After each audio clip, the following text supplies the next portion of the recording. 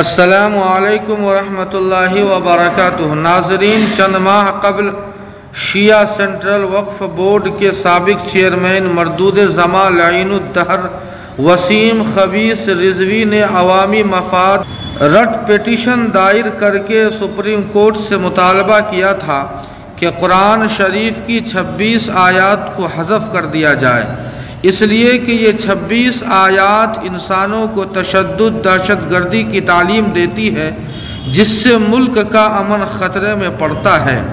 درخواست میں وسیم رضوی نے دعویٰ کیا تھا کہ ان آیتوں کے ذریعے لوگوں کو دہشت گرد بنایا جاتا ہے۔